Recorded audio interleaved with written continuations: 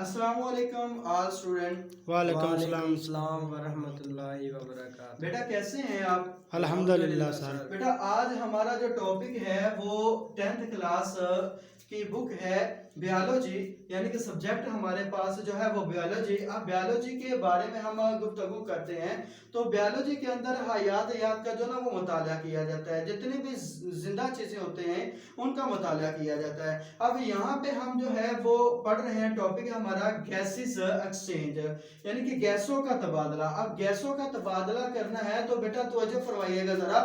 اب گیسز کا تبادلہ کس طریقے سے جو نا وہ کیا جاتا ہے؟ ماحول سے آکسیجن حاصل کرنے اور جسم سے کاربن ڈائی آکسائڈ کو باہر نکالنے کے عمل کا تبادلہ جو ہے وہ ہم گیسز کو ایکسچینج کہتے ہیں، گیسوں کو جو نا وہ تبدیل کرنا کہتے ہیں. گیسز کس طریقے سے جو نا وہ تبدیل ہوتی ہیں؟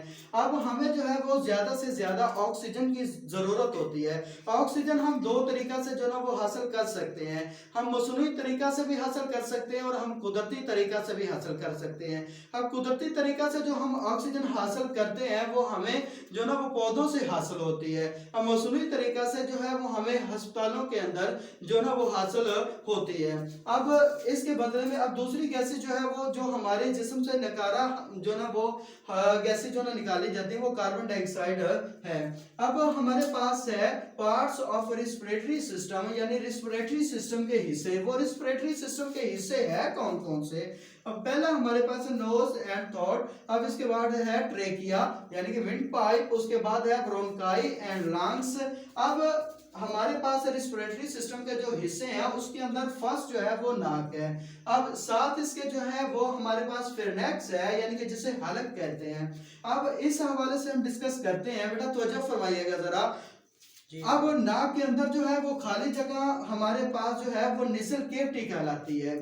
اب ہوا جو ہے وہ اندر لے جانے والے آلے کو ہم ناک کہتے ہیں یا لے جانے والی چیز کو جو ہے نا وہ ناک کہتے ہیں. اب ناک کے اندر جو خالی جگہ ہے اسے نیزل کیوٹی کہتے ہیں. اب بیٹا نیزل کیوٹی کے اندر ایک یعنی کہ ناک کے اندر ایک دیوار ہوتی ہے جو دو حصوں میں تقسیم کرتی ہے جسے ناسٹرلز کا نام دیتے ہیں. کس چیز کا نام دیتے ہیں؟ ناسٹرلز کا نام دیتے ہیں. آگے دوسرا حصہ ہمارے پاس ہے ٹریکیا. ٹریکیا کیا چیز ہوتی ہے؟ سانس کی نالی ہوتی ہے. اب ہمارے پاس ہے نیک سے آگے ٹریکیا ہوتا ہے جسے ہوا کی نالی بھی کہتے ہیں. اب یہ ہوا کی نالی جو ہے 12 سینٹی میٹر جو ہے وہ لمبی ہوتی ہے. ہمارے جو ہے نا یہ حلق سے نیچے جو ہے یہ 12 سینٹی میٹر اس کی جو ہے نا وہ لمبائی ہوتی ہے. اب اس کے اندر ایک ایپیگلاٹس ہوتا ہے، وہ ایپیگلاٹ ٹیشوز کا بنا ہوتا ہے. اب ہمارے پاس ہے برونکائی اور پھیپھڑے. برونکائی اور پھیپھڑے جو نا وہ کیا ہے؟ اب ہم چلتے ہیں پھیپھڑوں میں. برونکائی جو ہے وہ کس طریقے سے ہم جو نا وہ لے کے آتے ہیں، کس طریقے سے ہم اس کے بارے میں ڈسکس کرتے ہیں.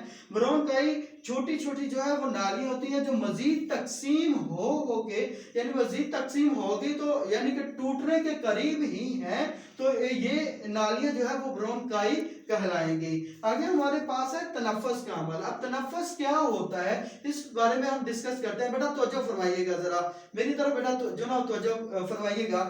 اب گیسوں کے تبادلے سے متعلق جسمانی حرکات کو تنفس کہتے ہیں. کیا کہتے ہیں؟ گیسوں کے تبادلے سے متعلق جسمانی حرکات کو کیا کہتے ہیں؟ تنفس کہتے ہیں. آگے ہے میکانزم اور میکانزم 2 پارٹ. اب میکانزم جو ہے اس کے مراحل کتنے ہیں؟ تنفس کے جو ہے مراحل کتنے ہیں؟ وہ 2 مراحل ہیں. وہ 2 مراحل پہلا ہے ہمارے پاس انسپریشن جو ہے اور دوسرا ہمارے پاس ہے ایکسپیریشن. انسپریشن کیا ہوتا ہے اور ایکسپیریشن کیا ہوتا ہے؟ یعنی کہ سانس اندر کھینچنے کے عمل کو انسپریشن کہتے ہیں اور دوسرا جو ہے اس کے بدلے میں متبادل جو ہے وہ ایکسپیریشن ہے. ایکسپیریشن کیا ہوتی ہے؟ نکارا ہوا کو جسم سے باہر نکالنے کے عمل کو ایکسپیریشن کہتے ہیں. بیٹا آج کا ٹاپک ہمارا جو ہے وہ کلیئر ہوا.